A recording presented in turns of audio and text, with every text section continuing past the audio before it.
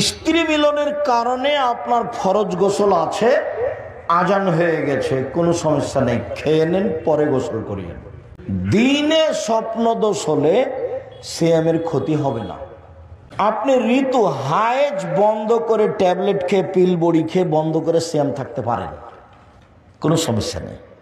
যে মহিলা বাচ্চাকে দুধ খাওয়ায় সে পরে করবে, অন্যথায় এখনই 1.25 কেজি করে চাউল দিবে, শেষ, বাস শেষ। স্ত্রী মিলনের কারণে আপনার ফরজ গোসল আছে, আজান হয়ে গেছে, কোনো সমস্যা নেই, খেয়ে নেন, পরে গোসল করিয়েন।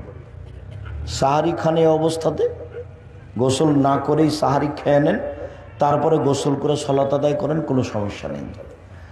দিনে স্বপ্ন দোষ হলে সিয়ামের ক্ষতি হবে না। রক্ত দিলে সিয়ামের ক্ষতি হবে না, রক্ত নিলে সিয়াম বাদ পড়ে যাবে।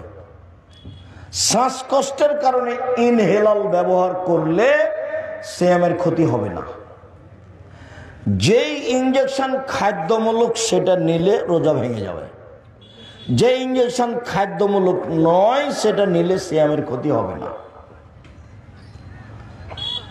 তরকারি জিহ্বাতে চেখে দেখলে সিয়ামের ক্ষতি হবে না। আপনি ঋতু হায়েজ বন্ধ করে ট্যাবলেট খেয়ে পিল বড়ি খেয়ে বন্ধ করে সিয়াম থাকতে পারেন, কোনো সমস্যা নেই। ছেড়ে দিয়ে পরে থাকবেন, ভালো কথা।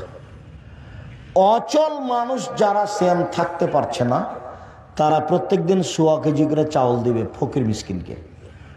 যেই মহিলার পেটে বাচ্চা আছে, গর্ভবতী, সে পরে সিয়াম পালন করতে পারে, বা এখনই 1.25 কেজি করে চাউল দিবে, বাস শেষ।